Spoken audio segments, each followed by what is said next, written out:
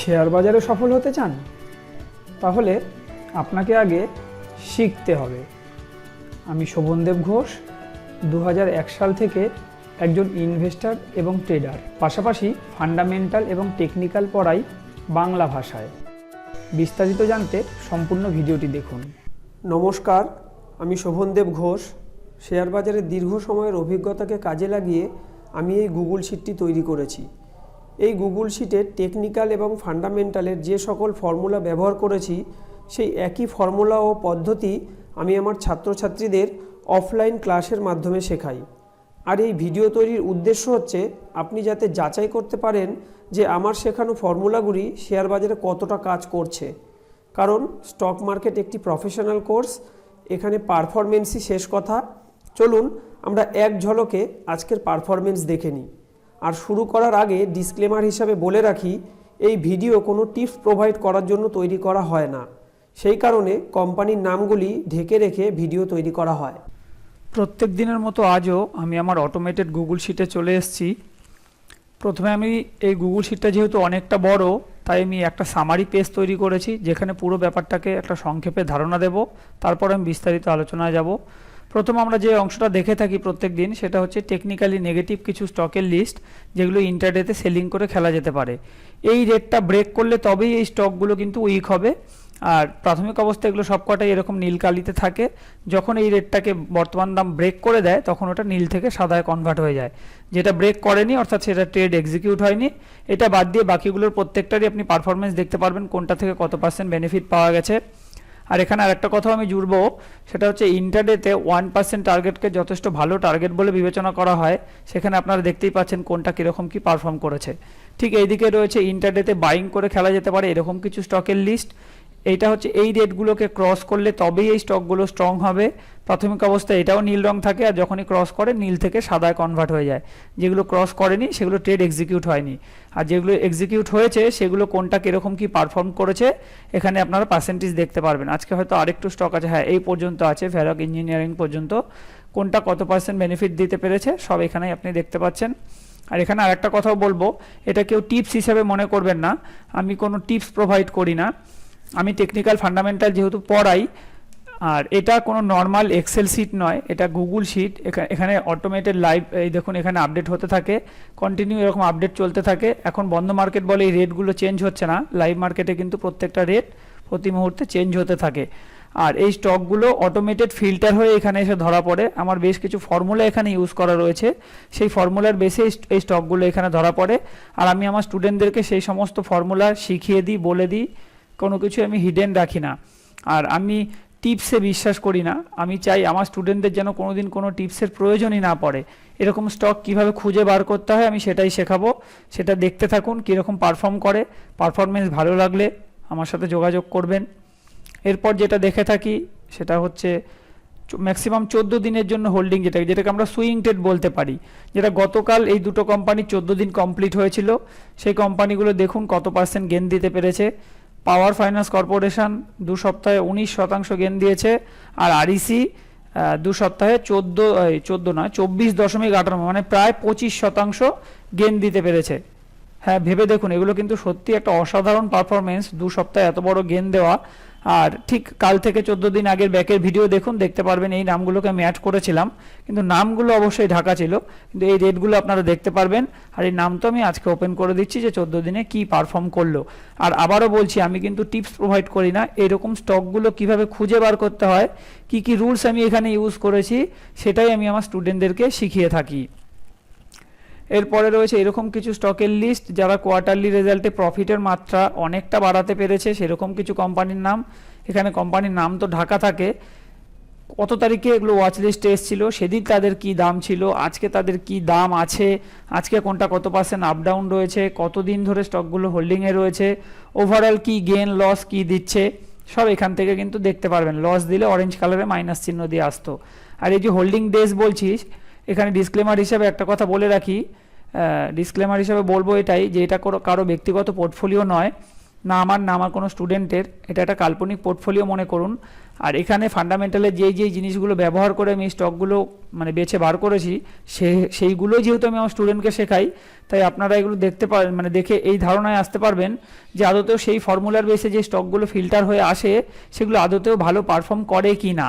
আর এই পারফরমেন্স যাচাই করার জন্য এই ভিডিও।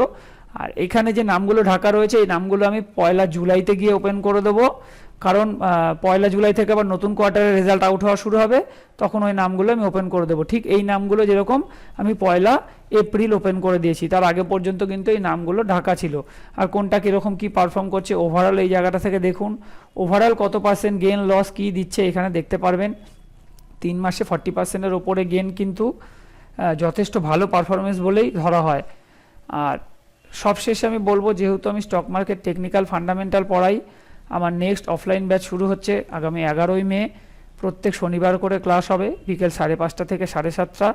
যারা কোর্স সম্পর্কে আরও বিস্তারিত জানতে চান তারা আমাকে হোয়াটসঅ্যাপ করুন 7688005353 নম্বরে। আর আমার দীর্ঘ 22 বছরের অভিজ্ঞতাকে যদি আমি এক কথায় প্রকাশ করি তাহলে আমি এই সিদ্ধান্তেই পৌঁছেছি যে নলেজ থাকলে শেয়ার বাজার অমৃত, আর নলেজ না থাকলে সেই শেয়ার বাজারই বিষ। তাই বাজারে বিনিয়োগ করবার পূর্বে অবশ্যই নিজের উপর বিনিয়োগ করুন, নিজেকে এডুকেটেড করুন, তারপর দেখবেন এই শেয়ার বাজার কত সুন্দর। এবার আমি পুরো পেজটাকে 100% নিয়ে গিয়ে বিস্তারিত আলোচনায় যাব। প্রথম আমরা এখন যা সারসংক্ষেপ দেখলাম সেগুলোকে একটু ডিটেলসে দেখে নেব। এটা হচ্ছে ইন্টারেস্ট সেলিংয়ের জন্য যেগুলো বলেছিলাম যে টেকনিক্যালি নেগেটিভ স্টক, এই লিস্টে সেই স্টকগুলোই রয়েছে। ওখানে যা যা দেখেছেন এখানে অনেক বিস্তারিত ইনফরমেশন রয়েছে, এগুলো আমি ভিডিওর মাধ্যমে বলা সম্ভব নয়। যখন আমি ক্লাস শুরু করি তখন ফার্স্ট আমি এই শিটটাকে কীভাবে ব্যবহার করতে হয় তার ট্রেনিং করাই। এটা অন্তত ঘন্টা 4 সময় লাগে আমার পুরো শিটটাকে ট্রেনিং করাতে। এখানে রয়েছে যেটা আমরা ইন্টারডেতে স্ট্রং অর্থাৎ বাইংয়ের জন্য ভাবতে পারবো, যে স্টকগুলো বলেছিলাম তারই কিছু ডিটেলস এখানে রয়েছে। তারপরে রয়েছে সুইং ট্রেডের জন্য যে স্টকের লিস্ট। এই দেখুন আজকে একটা স্টক, এখানে দুটো স্টক ফিল্টারে ধরা পড়লেও আমাদের যেটা শর্ত থাকে এখানে থামস আপ থাকাটা জরুরি। থামস আপ চিহ্ন নেই মানে আগামীকালকের জন্য বা আগামী সোমবারের জন্য কোনো স্টক আমাদের ওয়াচ লিস্টে অ্যাড হচ্ছে না। এটা হচ্ছে আমার সেই ওয়াচ লিস্ট। এখানে আসা স্টকগুলো এখানটা এনে রাখি, নামগুলো ঢাকা থাকে। 14 দিন কমপ্লিট হয়ে গেলে নাম এরকম ওপেন করে দিই, ওপেন করে দিয়ে কোনটা কীরকম কী পারফর্ম করলো এখান থেকে পারফরমেন্স দেখিয়ে আমি মানে সেই নামগুলো এখান থেকে ডিলিট করে থাকি। এগুলো নট অ্যাপ্লিকেবল রয়েছে, আমি একবার একটু রিফ্রেশ করি তাহলে আশা করি সব চলে আসবে। রিফ্রেশে ক্লিক করেছি, দেখবেন যে এখানে ফিল্টারটা কমপ্লিট হলেই নামগুলো একের পর এক সব চলে আসবে। আমি আনকাট ভিডিও করব। এই দেখুন পিএফসি 19% গেন দিতে পেরেছে, আবার লোডিংয়ে চলে গেল। লোডিং কমপ্লিট হলে আশা রাখছি আবার চলে আসবে। আর এই যে আরইসিও তো আমরা দেখলাম, জাস্ট একটু ওয়েট করে যাচ্ছি, হ্যাঁ, যে একটু সবার কাছে ব্যাপারটা পরিষ্কার হোক যে কীভাবে সিস্টেমটা চলছে। এগুলো আমি কোনো কিছু ম্যানুয়াল টাইপ করি না, সবটাই মানে অটোমেটেড ফিল্টার হয়ে আসে। এই দেখুন আরইসি আর পিএফসি এই দুটো ছাড়ার কোনো কোম্পানি কিন্তু 14 দিন আমাদের হোল্ডিং হয়নি। এই যে এখানে হোল্ডিং ডেজ দেখতে পারবেন, দেখুন কোনোটারই কিন্তু 14 দিন হয়নি, শুধু এই দুটোই 14 দিন হয়েছিল, তাই আমি এই দুটোর নাম ওপেন করে দিয়েছি। এই যে ফিল্টার হচ্ছে দেখুন, ফিল্টার কমপ্লিট হলে এই লোডিংয়ের জায়গায় কত পার্সেন্ট কী গেন দিয়েছে যেটা আমি সামারিতে দেখে নিলাম, সেটাও এখান থেকে আবার দেখে নিতে পারবো। আর আমার এই কোর্সটা হচ্ছে এটা একটা কম্প্যাক্ট কোর্স। এখানে ফান্ডামেন্টাল এবং টেকনিক্যালের পাশাপাশি আমি risk management, money management, portfolio management সবটাই পড়াই। তার কারণ আধা আধুরা জ্ঞান বা অল্প বিদ্যা ভয়ঙ্করী বলে একটা প্রবাদ রয়েছে আমাদের বাংলায়। তাই এই কোর্সটা একটা কম্প্যাক্ট কোর্স তৈরি করেছি, যেখানে এই ম্যানেজমেন্টগুলো যদি ঠিকমতো ম্যানেজ করা যায় তাহলে কি আমাদের স্টপ লস হবে না? হ্যাঁ, তাহলেও আমাদের স্টপ লস হবে, কিন্তু লস হবে ছোট, প্রফিট হবে বড়, ওভারঅল আমরা প্রফিটেবল থাকতে পারবো। এই দেখুন এই যে দুটো নাম এখন আমি ডিলিট করে দিই। পিএফসি কিবোর্ড থেকে ডিলিট করতে হবে, আরইসি এটাও ডিলিট করে দিই।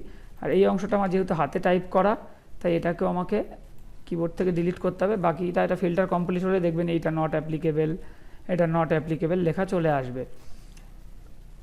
আর এরপরে যেটা আমি দেখে থাকি সেটা হচ্ছে শর্ট টার্মের, যেটা আমরা দেখছিলাম যে কোয়ার্টারলিতে ভালো প্রফিট করেছে এরকম কিছু কোম্পানির নামগুলো তো ঢাকা রয়েছে। দেখুন আজকেও কীরকম কী বেড়েছে, কি ওভারঅল কত পার্সেন্ট কি গেন দিচ্ছে, কত দিনে দিচ্ছে, এখানে যাবতীয় ইনফরমেশান রয়েছে। এর প্রত্যেকটা কোম্পানির টেকনিক্যাল, এখান থেকে ডাইরেক্ট টেকনিক্যাল ওপেন করতে পারি, এখান থেকে কোম্পানির ডাইরেক্ট ফান্ডামেন্টাল ওপেন করতে পারি। এখানে আরও অনেক ইনফরমেশান রয়েছে। তারপরে বেশ কিছু ইম্পর্টেন্ট ইন্ডেক্স এখানে আলোচনা করা রয়েছে, কোনটা কি ইন্ডিকেট করছে সব আমি ট্রেনিং করিয়ে দিই। আর এই শিট আমি কোনোদিন কারোর কাছে বিক্রি করিনি আর কোনোদিন বিক্রি করবও না। এই শিট শুধুমাত্র আমি আমার স্টুডেন্টদের জন্য তৈরি করেছি, তাও সেটা আজীবন ফ্রি থাকে। আমি স্টুডেন্টদের থেকে এই পারপাসে কোনো দিন কোনো পয়সা নিইনি আর নেবও না।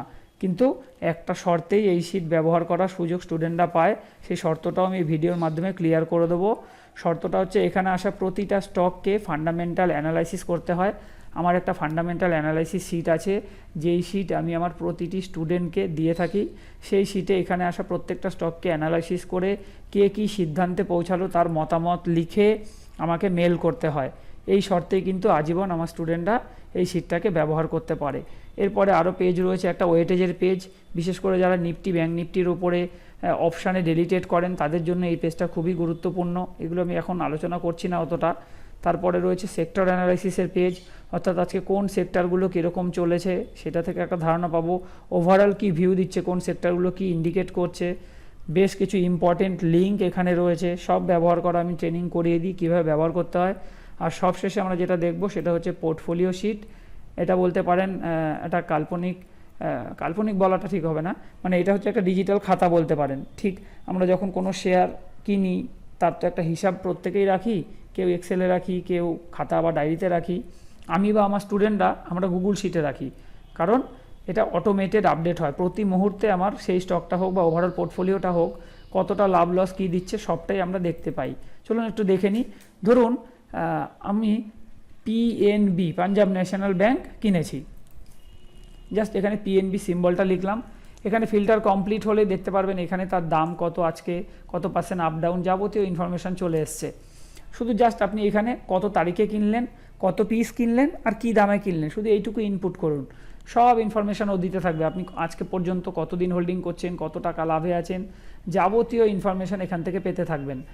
এখান থেকে ডাইরেক্ট টেকনিক্যাল চার্ট দেখতে পারবেন, পিএনবি 52 উইক্সের হাই লো, 5 SMA কত চলছে, টেকনিক্যাল কি বলছে, এটা পজিটিভ না নেগেটিভ অবস্থানের মধ্যে দিয়ে যাচ্ছে, আজকের হাই লো 20 SMA কত কি চলছে, যাবতীয় ইনফরমেশান এখান থেকে পাওয়া যায়। আর ভিডিও শেষ করার পূর্বে আমি বলবো, যেহেতু আমি স্টক মার্কেট টেকনিক্যাল ফান্ডামেন্টাল পড়াই, আমার নেক্সট ব্যাচ শুরু হচ্ছে আগামী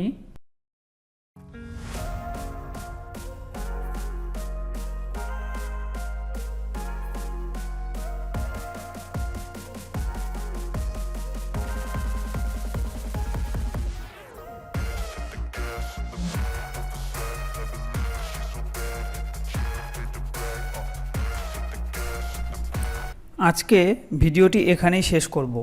আর শেষ করবার পূর্বে বলবো, যদি ভিডিওটি আপনার ভালো লেগে থাকে তাহলে লাইক করুন, এবং চ্যানেলটি যদি আপনার কাজের মনে হয় তাহলে চ্যানেলটিকে সাবস্ক্রাইব ও শেয়ার করতে ভুলবেন না। ভালো থাকবেন, সুস্থ থাকবেন। ধন্যবাদ।